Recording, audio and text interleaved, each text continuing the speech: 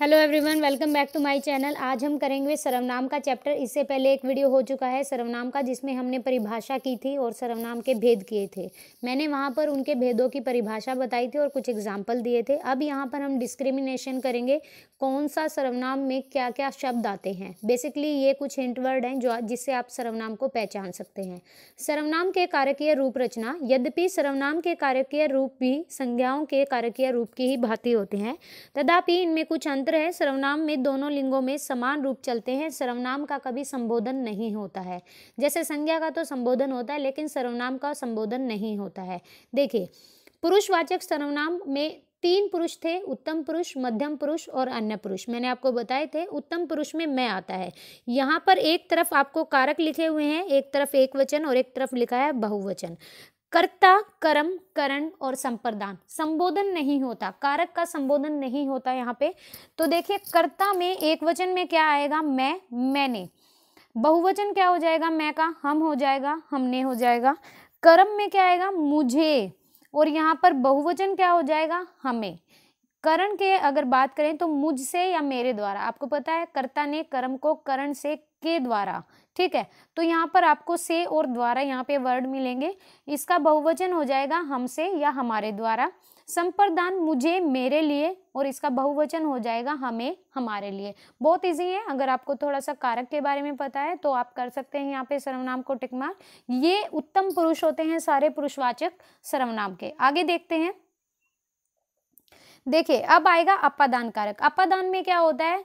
कर्ता ने कर्म को करण से के द्वारा, अपादान से, अपादान में भी से आता है, लेकिन यहाँ पे आपको एक डिस्क्रिमिनेशन मिलता है। तो देखिए, अपादान मतलब मुझसे, जुदाई वाले वर्ड में होता है अपादान, मुझसे, और इसका बहुवचन हो जाएगा हमसे। अगर जैसे बोला जाता है कि पेड़ से पत्ता गिरता है या पेड़ से पत्ता अलग होता है, तो वो अपादान कारक होता है, ठीक है।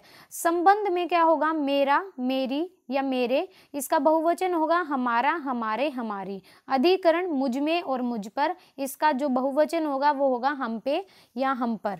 फिर बात करते हैं पुरुषवाचक सर्वनाम मध्यम पुरुष की। मध्यम पुरुष में मैंने आपको बताया था तू वर्ड आता है। कारक में इसमें क्या होगा? इसमें भी संबोधन नहीं होगा सर्वनाम में। एक वचन क्या होगा?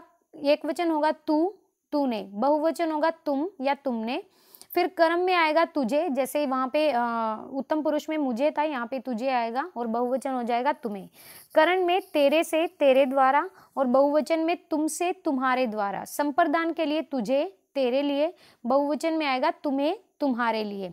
फिर आपादान में जैसे मुझसे था वहां पे उत्तम पुरुष में, यहाँ पर तुझसे है और तुमसे। फिर संबंध में होगा तेरा, तेरी या तेरे। फिर बहुवचन होगा तुम्हारा, तुम्हारे या तुम्हारी। अधिकरण तुझ में या तुझ पर, और फिर इसका बहुवचन होगा तुम में या तुम पर। मतलब यहाँ पर तू से रिलेटेड सारे वर्ड आएंगे, तू या तुम, तुमसे, तुझसे। पुरुषवाचक सर्वनाम का जो दूसरा भेद है वो है अन्य पुरुष। यहाँ पर वह आता है। अन्य मतलब किसी तीसरे व्यक्ति के बारे में बात की जाए। आपको मैंने बताया था 3 लोगों के बारे में बात होती है। एक जो वक्ता होता है, एक होता है श्रोता, और एक जो जिसके बारे में बात की जा रही है। अन्य पुरुष में क्या होता है? अन्य पुरुष का जो वर्ड होता है वह होता है वह। यहाँ पे देखिए, कर्ता में एक वचन में आएगा वह, उसने, और बहुवचन में आएगा वे। वह का वे हो जाएगा। जैसे एक पर्टिकुलर व्यक्ति के बारे में बात कर रहे हो तो मतलब he is a very nice guy, तो वह एक बहुत ही अच्छा लड़का है, लेकिन वे अगर दे में कन्वर्ट हो जाएगा यहाँ पर प्लूरल में। कर्म में उसे और बहुवचन उन्हें। करण से उससे या उसके द्वारा, बहुवचन होगा उनसे या उनके द्वारा। संप्रदान उसे, उसके लिए, और बहुवचन हो जाएगा उन्हें, उनके लिए। फिर आपादान में उससे और बहुवचन होगा उनसे। संबंध उसका, उसकी, उसके, ठीक है, ये बहुवचन हो जाएगा उनका, उनके, उनकी। अधिकरण होगा उस पर या उसमें, और इसका बहुवचन हो जाएगा उनमें या उन पर।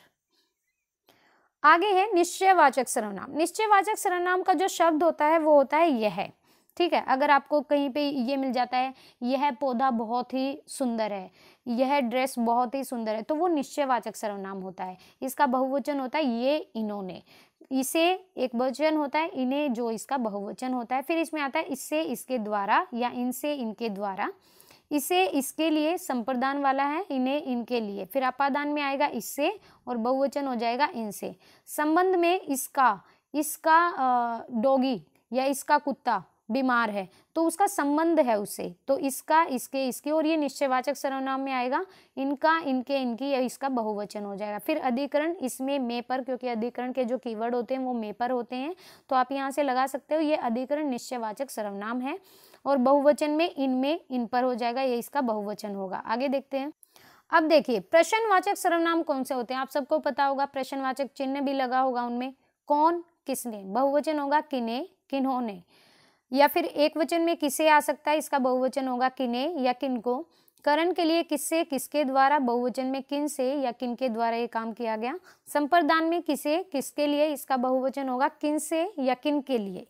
आपादान में क्या आएगा, किससे, मतलब ये काम किससे किया गया या किसके द्वारा किया गया, तो आपादान में तो से ही आएगा, तो फिर बहुवचन होगा किन से। संबंध में होगा किसका, किसके, किसकी, इसका जो बहुवचन होगा वो होगा किनका, किनके या किनकी।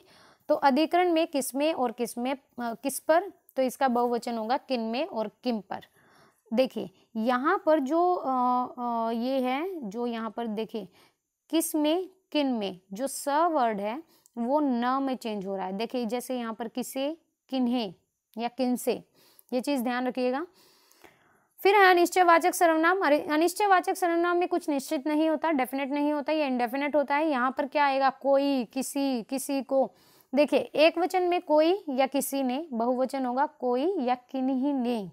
फिर आएगा कर्म में को, जैसे यहाँ पे लिखो, आपको सारे लिख दिए हैं यहाँ पे, कर्ता ने कर्म को करण से, के द्वारा, संप्रदान को, के लिए, आपादान से, संबंध का, के, की, अधिकरण में पर। अगर आपको यहाँ कुछ पर्टिकुलर वर्ड दिखते हैं किसी भी सेंटेंसेस में तो आप इजीली वहाँ पे टिक आउट कर सकते हैं, लेकिन आपको थोड़े से कीवर्ड याद रखने पड़ेंगे। जैसे निश्चयवाचक और अनिश्चयवाचक में भेद करना पड़ेगा। निश्चयवाचक में वह होता है और अनिश्चयवाचक में कोई या किसी ने होता है। आप ये देख लीजिएगा, कोई, किसी ने, इसका बहुवचन होगा कोई, किन्हीं ने। किसी को, किन्हीं को, किसी से, किन्हीं से, किसी को, किन्हीं को, किसी से, किन्हीं से, किसी का, किसी के या किसी की, तो किन्हीं का, किन्हीं के, किसी में, किसी पर, या किन्हीं में, किन्हीं पर।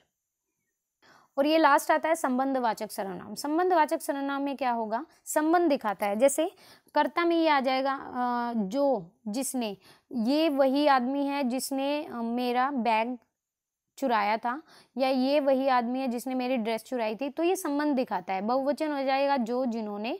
फिर जिसे, जिसको, इसका बहुवचन हो जाएगा जिन्हें, जिनको। जिससे, जिसके द्वारा, जिनसे, जिनके द्वारा। जिसको, जिसे, जिसके लिए। जिनको, जिन्हें, जिनके लिए या जिनसे। जिसका, जिसके, जिसकी, तो जिनका, जिनके, जिनकी। और जिसमें, जिसमें पर, तो यहाँ पर जिनमें और जिन पर। बहुत इजी है, सर्वनाम कोई बड़ी चीज नहीं है, सिर्फ आपको थोड़ा सा यहाँ पे ध्यान रखना है इन शब्दों पर कि किस में क्या। अगर जो आता है तो यहाँ पर आप याद रखिएगा संबंधवाचक आएगा, वह आता है तो निश्चयवाचक आएगा, कोई, किसी आता है तो अनिश्चयवाचक आएगा। प्रश्नवाचक में आपको प्रश्न मिलेगा, उत्तम मध्यम पुरुष में मैंने आपको बता दिया, उत्तम पुरुष में मैं मिलेगा, मध्यम पुरुष में तू मिलेगा, और अन्य पुरुष में वह मिलेगा। ठीक है, तो आप इन चीज़ों को एक बार देख लीजिएगा, बहुत अच्छी चीज़ है और आपके लिए इंपॉर्टेंट भी है। So thank you so much. अगर वीडियो पसंद आए तो लाइक कीजिएगा। So thank you.